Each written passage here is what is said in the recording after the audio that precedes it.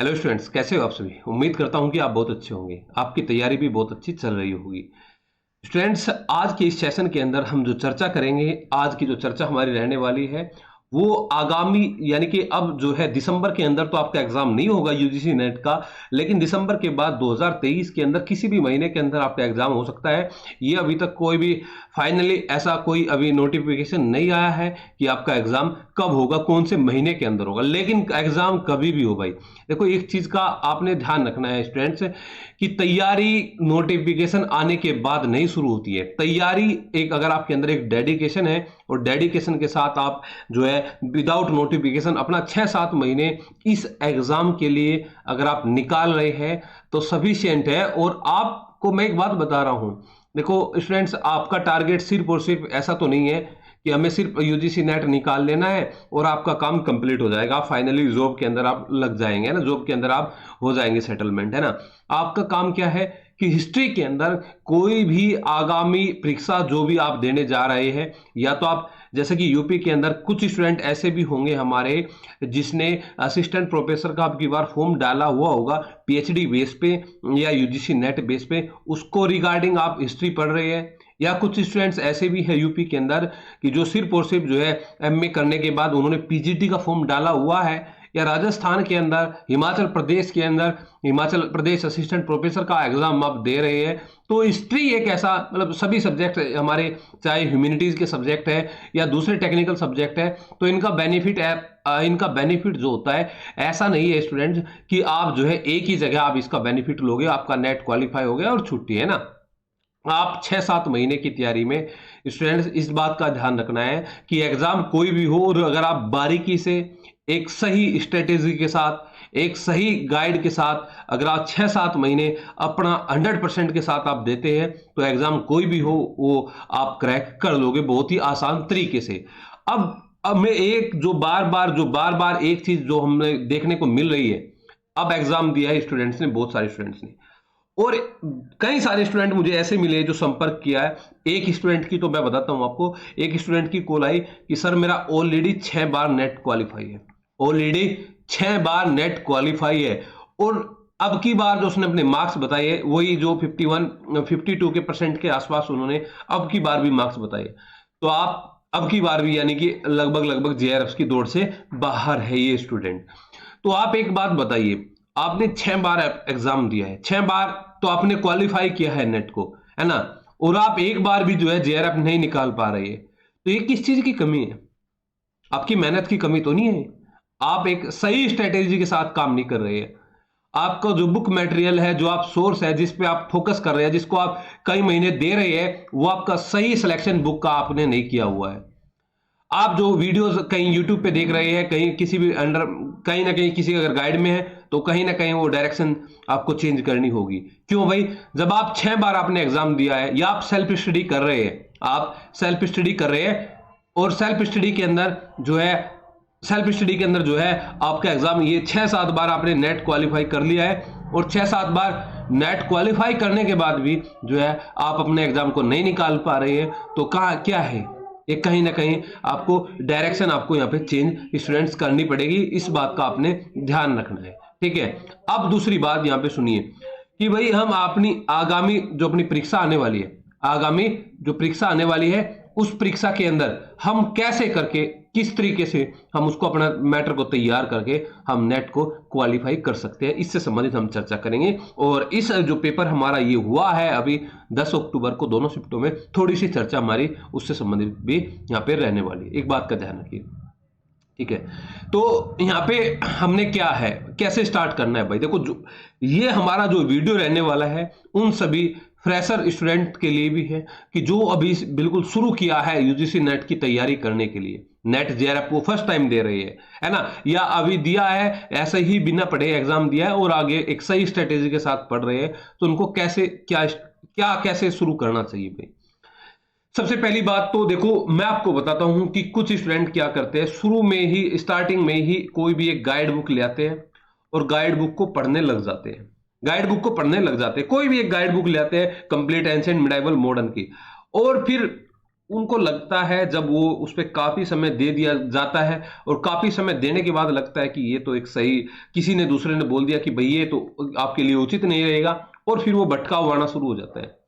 तो किन किन चीजों से आपने शुरुआती समय में बचना है? सबसे पहले जो ये गाइड बुक है हमारी, इनसे बचना है। यानी एक जो अपनी ये रिवीजन बुक होती है, ये आपकी रिवीजन बुक होती है। शुरुआती समय में आपको ये गाइड बुक नहीं पढ़नी है, इस चीज का ध्यान अपने रखना है। कोई भी गाइड बुक हो सकती है, मैं यहाँ पे नाम नहीं ले रहा हूं, ठीक है।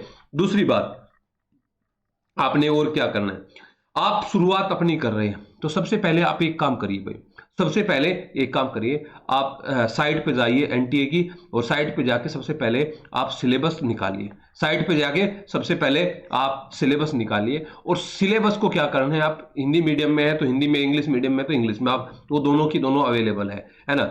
आपने क्या करना है, कम से कम एक हफ्ता, एक हफ्ता कम से कम, मैं एक दिन नहीं बोल रहा हूं, एक घंटा नहीं बोल रहा हूं, एक हफ्ता जो है आप सिलेबस को देखिए, बिना किसी बुक को पढ़े हुए, बिना किसी भी बुक को शुरू किए आप सिलेबस को पढ़िए। सिलेबस को क्या पढ़े? आप बोलोगे कि हम तो एक घंटे के अंदर सिलेबस को कवर कर लेंगे, तो सिलेबस में पढ़ने वाली चीज क्या है, ये भी आपका क्वेश्चन रहेगा।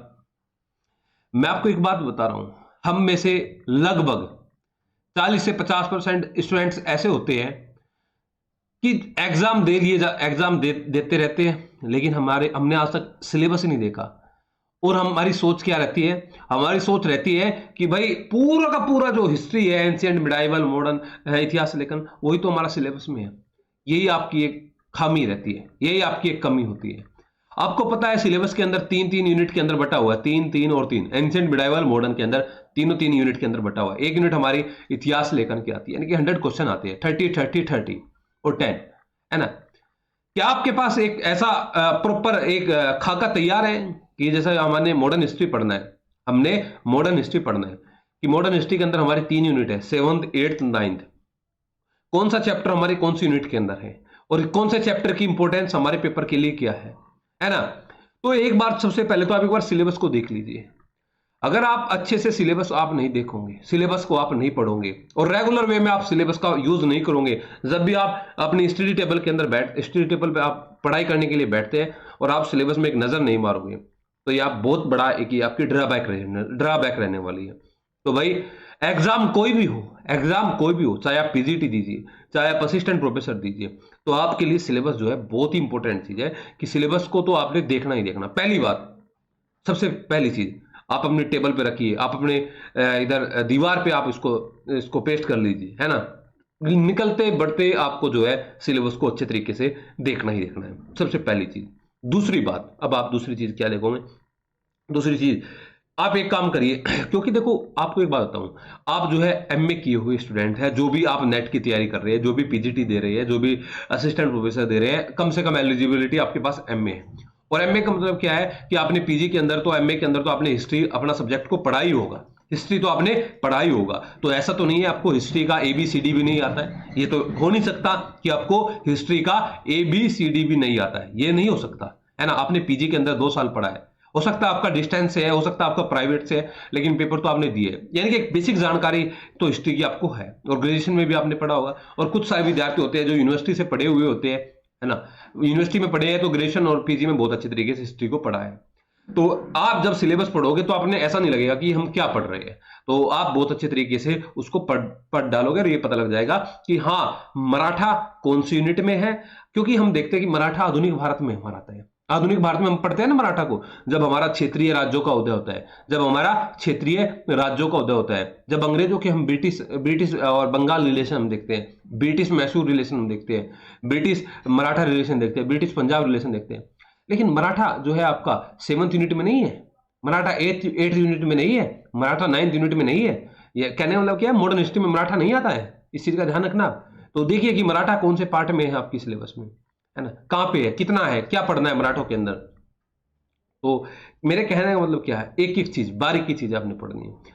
और हर चीज पे देखो, एक चीज और मैं बताता हूं, अभी बुक लिस्ट पे भी मैं आने वाला हूं, कि कोई भी एक सिंगल बुक आपका, चाहे आप अलग अलग भी पढ़ रहे हैं एंशिएंट, मिडाइवल, मॉडर्न की, तो कंप्लीट सिलेबस आपका कवर नहीं कराती है। आपको कुछ एक्स्ट्रा एफर्ट करने पड़ेंगे, एक्स्ट्रा आपने मेहनत करनी पड़ेगी। कुछ चीजें ऐसी होती है, जैसे आप 7th यूनिट के अंदर देखते हैं, और 7th यूनिट में सबसे पहली चीजें हमारी क्या दी गई है कि आधुनिक भारतीय इतिहास के अंदर स्रोत, मॉडर्न हिस्ट्री के अंदर जो हमारे सोर्सेज है वो दिए गए हैं। सोर्सेज क्या? आर्क्यूज, नेशनल आर्क्यूज, यानी कि अभिलेखागारीय साक्ष्य, अभिलेखागारीय साक्ष्य। अरे हमने देखे ही नहीं कि कोई सी बुक में मिलता नहीं, हम जो बुक पढ़ते हैं उनके अंदर नहीं मिलता है नॉर्मली, है ना, तो थोड़ा एक्स्ट्रा एफर्ट करना पड़ेगा अपने अभिलेखागारीय साक्ष्य के लिए, है ना। या फिर आधुनिक भारत में स्मारक, आधुनिक भारत के अंदर सिक्के, आधुनिक भारत के अंदर चित्रकारी, आधुनिक भारत के अंदर जो हमने समाचार पत्र वगैरह, तो ये पार्ट जो है 7th यूनिट का सबसे पहली लाइन के अंदर यही चीज आपको दी गई है। तो आप सिलेबस बहुत अच्छे तरीके से एक बार कवर करोगे। दूसरी बात, आप आगे बढ़िए एक स्टेप, सिलेबस आपने देख लिया, अब आपने क्या करना है, आपने एक प्रीवियस ईयर का एक क्वेश्चन पेपर लेके आना है। प्रीवियस ईयर का एक क्वेश्चन पेपर लेके आना है। क्वेश्चन पेपर कोई भी हो सकता है, क्वेश्चन पेपर कोई भी हो सकता है। आपने क्वेश्चन पेपर में सिर्फ क्वेश्चन देखना है, आपने क्वेश्चन पेपर में सिर्फ क्वेश्चन देखना है। उसका जो ब्रैकेट के अंदर जो सॉल्यूशन होता है वो आपने नहीं पढ़ना है। ब्रैकेट के अंदर जो सॉल्यूशन होता है अभी आपने नहीं पढ़ना है, अभी नहीं पढ़ना है, इस चीज का ध्यान रखना है। शुरुआती समय में जब आप पढ़ रहे हैं, आप क्वेश्चन देखा, रीड आउट करते गए, आपने एक आइडिया लग गया कि 2022 में ये क्वेश्चन पेपर बना है, 2021 के अंदर ये क्वेश्चन पेपर आया है, 2020 में ये चेंज हमारा क्वेश्चन पेपर आया है। तो आप एक चीज देख रहे हैं यहाँ पे कि हमारा चेंज क्या हो रहा है, 2022 में 2021 से क्या चेंज हुआ है, 2021 में 2020 से क्या चेंज हुआ है, 2020 में 2019 से क्या चेंज हुआ है। क्योंकि हर साल एक चेंज आपके एग्जाम के अंदर होता जा रहा है, हर बार आपका पैटर्न जो है हर बार थोड़ा लेवल चेंज होता जा रहा है। जब लेवल चेंज, आप क्वेश्चन वहां पढ़ोगे कि किस तरीका क्वेश्चन आएगा, और उसके बाद जब आप बुक पे आप अपनी रीडिंग करोगे, बुक के अंदर आप रीड आउट करेंगे, तो बुक के अंदर जब आप रीड आउट करेंगे तो आपको एक आइडिया लग जाएगा कि दिमाग, जब भी हम पढ़ेंगे कि हम यहाँ पे पढ़ रहे हैं कि फ्रांस कर्नाटक संघर्ष हम पढ़ रहे हैं, यानी कि फ्रांसीसियों को हम पढ़ रहे हैं, और कर्नाटक संघर्ष हम देख रहे हैं कि फर्स्ट एंग्लो कर्नाटक वॉर है, सेकंड थर्ड ये अपने कर्नाटक वॉर है, ठीक है। तो आपका दिमाग क्या काम करेगा, एकदम पहले तो सिलेबस पे जाएगा, अच्छा ये सिलेबस में वहां पे है, ठीक है। दूसरी चीज कहां पे आएगा, अच्छा ये हमने 2022 के क्वेश्चन पेपर में भी देखा, ये 2019 में भी आया, ये 2017 में भी आया, यानी कि बार बार आ रहा है, यानी कि इसकी इंपोर्टेंस बहुत ज्यादा है, इसकी इंपोर्टेंस बहुत ज्यादा है।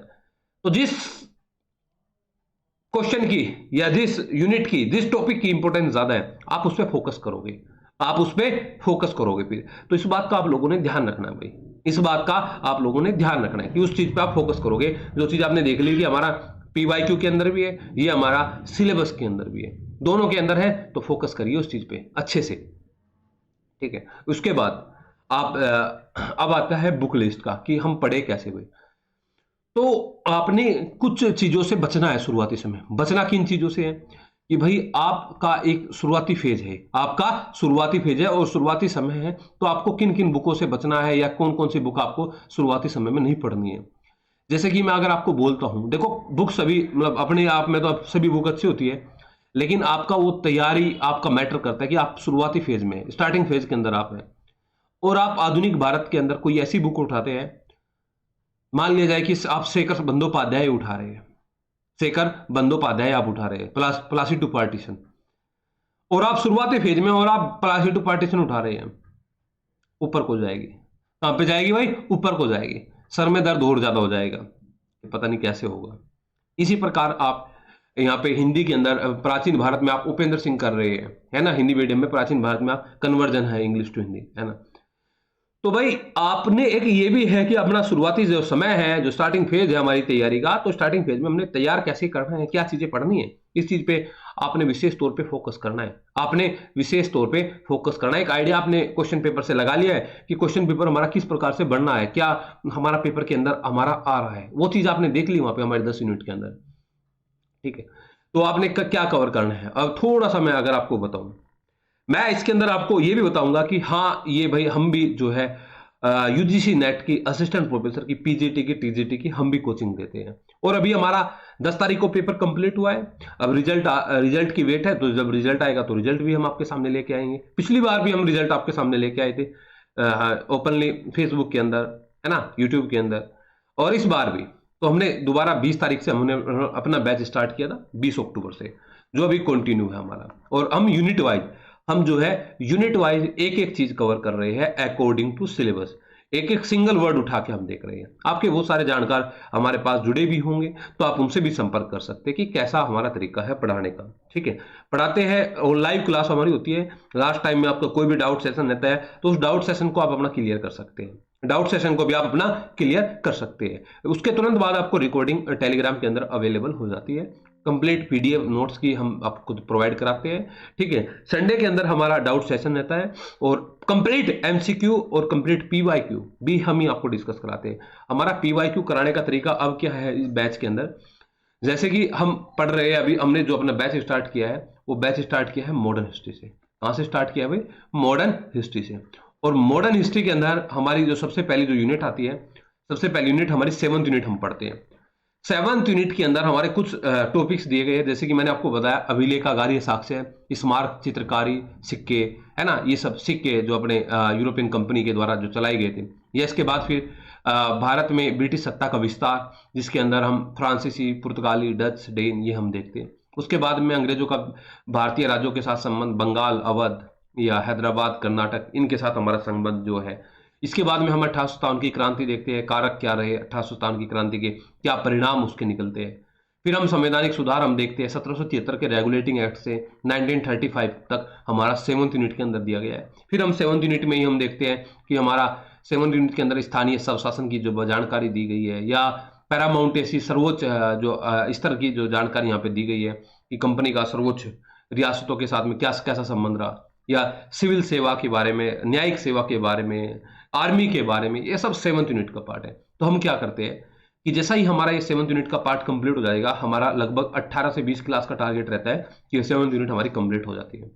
कोई भी यूनिट हमारी होती है, मैं तो एक उदाहरण आपको लेके बता रहा हूं। तो फिर क्या होता है इस 7th यूनिट से, चाहे आप 1857 की क्रांति हो, चाहे आप ब्रिटिशों का भारतीय राज्यों के साथ संबंध हो, चाहे यूरोपियन कंपनियों का आगमन हो, स्थानीय स्वशासन हो, संवैधानिक सुधार हो, इससे संबंधित आज तक 2011-12 से लेकर 2022 तक जितने भी क्वेश्चन आज तक बने, वो 110 क्वेश्चन हो, 120 क्वेश्चन हो, 130 क्वेश्चन हो, जितने भी क्वेश्चन आज तक बने हैं, है ना, एक यूनिट से 10 के आसपास क्वेश्चन बनते हैं, या 150 क्वेश्चन जितने बने हैं, तो उन सभी पीवाईक्यू को हम यहाँ पे डिस्कस करते हैं। उन सभी पीवाईक्यू को यहाँ पे हम डिस्कस करते हैं। 7th यूनिट कंप्लीट तो सारे के सारे पीवाईक्यू उस यूनिट से संबंधित, 8th यूनिट कंप्लीट तो सारे के सारे पीवाईक्यू उस यूनिट से संबंधित, 9th यूनिट कंप्लीट तो सारे के सारे पीवाईक्यू उस यूनिट से संबंधित। ये चीज आपको जानकारी मिल गई होगी।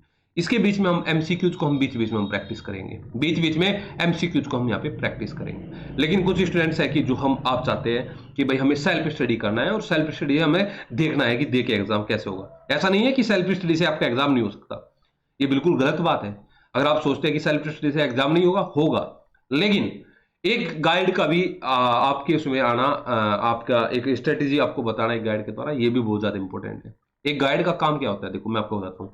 मेहनत स्टूडेंट्स आप लोगों ने ही करनी है, मेहनत 100% आप लोगों के द्वारा ही करनी है, और आप लोग ही उसको पढ़ते हैं। देखो गाइड का काम है आपको 1.5 घंटा पढ़ाया, 2 घंटा पढ़ाया और बता दिया कि ये है ना, कहने का मतलब एक भटकाव नहीं आने देता है। आपका मन जो है बहुत ही चंचल होता है। जैसे कि हमारा, अगर हम बैच चल यहाँ पे करा रहे हैं, और मॉडर्न हिस्ट्री हमारा 7th यूनिट चल रहा है, और हम यहाँ पे अब पढ़ रहे हैं ये जो घटना जो ब्रिटिश भारतीय राज्यों के साथ संबंध है ना, और आप अगर खुद पढ़ते हैं तो आपका ध्यान एक बार जो है शेरशाह सूरी पे जाएगा, दूसरी बार चंद्रगुप्त मौर्य पे जाएगा, तीसरी बार फिर गौतम बुद्ध पे जाएगा, चौथी बार फिर आपका हड़प्पा सभ्यता पे चला जाएगा। तो यहाँ पे भटकाव आ जाता है। और आप स्ट्रेटेजी के साथ, गाइड के साथ, आप 2 महीने पहले मॉडर्न हिस्ट्री को पढ़ा, 1.5-2 महीना एंशिएंट को पढ़ा, मिडाइवल को पढ़ा, इतिहास लेखन को पढ़ा, तो एक प्रॉपर एक स्ट्रेटेजी के साथ आप चलते हैं, वो चीजें ज्यादा कारगर साबित रहती है। तो इस बात का आप लोगों ने ध्यान रखना हुआ, ठीक है। अब आपने, अगर आपने बुक मटेरियल आपने देखना है तो अच्छी बुक में बताता हूं आपको कि भाई पढ़ना क्या है। देखो अगर आप प्राचीन भारत के अंदर आप पढ़ रहे हैं, प्राचीन भारत के अंदर आप पढ़ रहे हैं, तो आप केसी श्रीवास्तव पढ़ लीजिए। एनफ बहुत ही अच्छी बुक है केसी श्रीवास्तव, और केसी श्रीवास्तव को ही 2-3-4 बार रीडिंग कर लीजिए। उसके अलावा आप जो है अच्छा सा एक प्रैक्टिस सेट मैं आपको बता दूंगा, प्रैक्टिस सेट कौन सा लेके आना है। प्रैक्टिस सेट लेके आइए अच्छा सा, और उस प्रैक्टिस सेट को लगाइए, और बस छुट्टी करिए, एमसीक्यू लगाइए और प्रैक्टिस सेट लगाइए, है ना। लास्ट टाइम पे कुछ फैक्चुअल बुक वो रिवीजन के लिए होती है लास्ट टाइम पे, लेकिन शुरुआती समय आप केसी श्रीवास्तव एनफ, मध्यकाल भारत के अंदर आप आते हैं, मध्यकालीन भारत के अंदर आप आते हैं, और मध्यकालीन भारत में आप जो है एलपी शर्मा को पढ़ सकते हैं, मध्यकालीन भारत में जो है आप हरिश्चंद्र वर्मा को पढ़ सकते हैं, है ना भाई।